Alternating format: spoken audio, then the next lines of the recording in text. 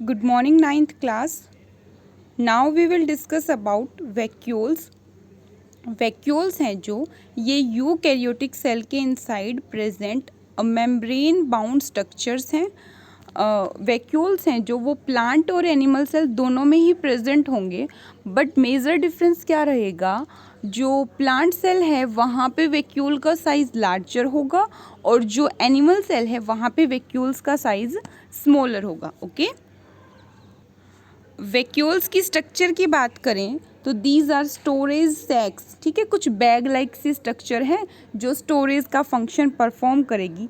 हम क्या क्या चीज़ स्टोर कर सकते हैं उसके इनसाइड, सॉलिड लिक्विड कंटेंट है जो सेल का वो उसके इनसाइड स्टोर हो सकता है क्योंकि ये बैग लाइक सी स्ट्रक्चर्स होती हैं. वैक्यूल्स का साइज स्मॉल रहेगा in case of animal cell, जबकि जो प्लांट सेल होती है उनका जो वैक्यूल्स हैं उनका साइज़ लार्जर मिलेगा. ठीक है, बहुत बड़ा एक लार्ज सेंट्रल वैक्यूल भी प्रेजेंट हो सकता है. सपोज करो ये प्लांट सेल है और प्लांट सेल के इनसाइड ये सेंटर में इतने लार्ज साइज का वैक्यूल भी प्रेजेंट हो सकता है. ओके, नेक्स्ट पॉइंट देखो, the central vacuole of some plant cell. Plant cell में वैक्यूल्स का साइज़ बहुत बड़ा मिला, इसीलिए उन्होंने क्या कर लिया, सेंटर का जो एरिया था वो ऑक्यूपाई कर रखा है. ठीक है, तो जो लार्ज सेंट्रल वैक्यूल है प्लांट सेल का वो 50 to 90% of the cell volume को भी ऑक्यूपाई कर सकता है. ठीक है, इतना ज़्यादा एरिया कवर कर लेगा वो क्योंकि उसका साइज़ इतना ज़्यादा बड़ा है. In plant cells vacuoles are full of cell sap. Sap का मतलब क्या होता है, sap is used for liquid. ठीक है, जो भी लिक्विड कंटेंट होता है उसके लिए एक टर्म गिवन है सैप. सेल सैप का मतलब क्या हुआ, फिर सेल का लिक्विड. ठीक है, तो जो वैक्यूल्स हैं उनके इनसाइड क्या है, कुछ लिक्विड कंटेंट भी फिल होगा और इस लिक्विड कंटेंट को हम क्या बोल देंगे, it is called cell sap. अब ये जो सेल सैप है ये हमारी सेल को टर्जिडिटी प्रोवाइड करता है. टर्जिडिटी का मतलब क्या है, उसका जो शेप साइज है उसको मेंटेन करके रखेगा, उसको प्रॉपर हार्डनेस प्रोवाइड करेगा. एक बार टर्जिडिटी के कॉन्सेप्ट को समझेंगे. देखो हम बात कर रहे हैं टर्जिडिटी की. ओके, सपोज करो ये एक कंटेनर है हमारे पास और उसमें हमने किसी प्लांट सेल को प्लेस कर दिया है. ठीक है, जब हम किसी कंटेनर में प्लांट सेल को प्लेस कर रहे हैं, अब इस कंटेनर में एक सॉल्यूशन फिल्ड था. जो सॉल्यूशन था वो कैसा है नेचर में, it is hypotonic solution. Hypotonic का मतलब क्या होता है, यहाँ पे वाटर की अमाउंट ज़्यादा रहेगी और जो सॉल्यूट है उनकी अमाउंट लेस होगी. ठीक है, अब ऑस्मोसिस हमने डिस्कस किया था, वाटर अपनी हायर अमाउंट से लोअर अमाउंट के टूवर्ड्स मूव करेगा. सो इस कंटेनर का जो सॉल्यूशन है इसमें जो वाटर है वो प्लांट सेल के इनसाइड फिल होना शुरू होगा.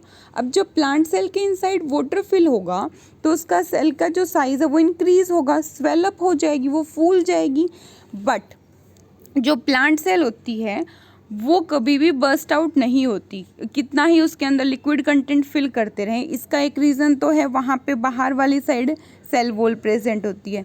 दूसरा मेन रीज़न क्या है, ये वैक्यूल्स हैं. ठीक है, सेल के इनसाइड जो वैक्यूल है उसमें जो वाटर फिल होगा वो सारा का सारा वाटर, सेल का जो वाटर आ रहा, ये सेल में जो वाटर फिल हो रहा था, वैक्यूल क्या करेगा, उस सारे वाटर को एब्जॉर्ब कर लेगा. ठीक है, वैक्यूल ने क्या किया, वाटर को एब्जॉर्ब कर लिया.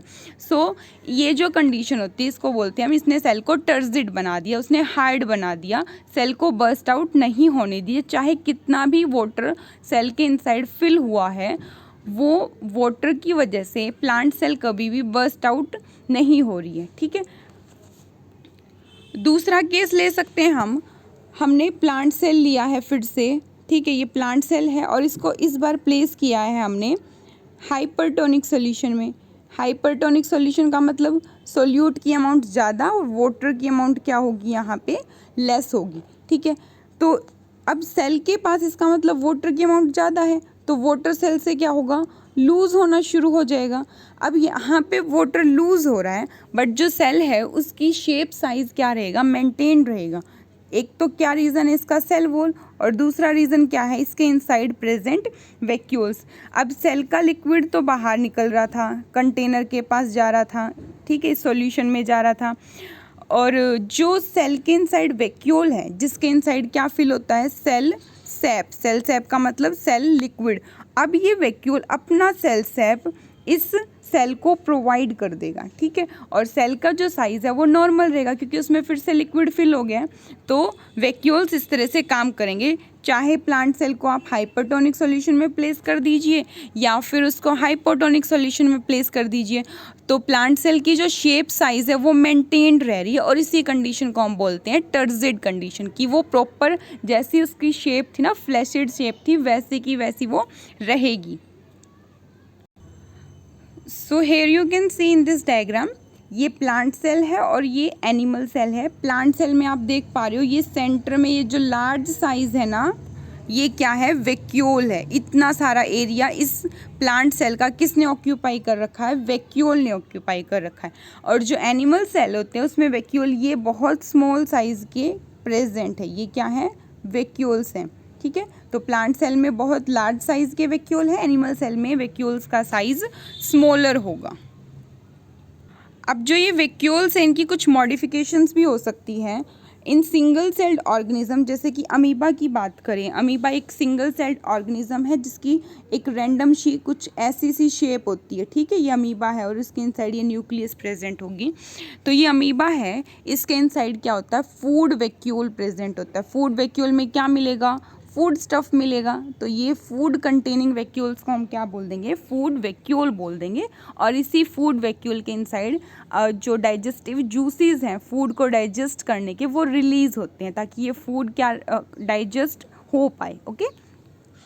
In some unicellular organisms, vacuoles also play important role in expelling. Expelling का मतलब होता है exit, मतलब कि बाहर निकालना उसको, exit excess water and some waste from the cell.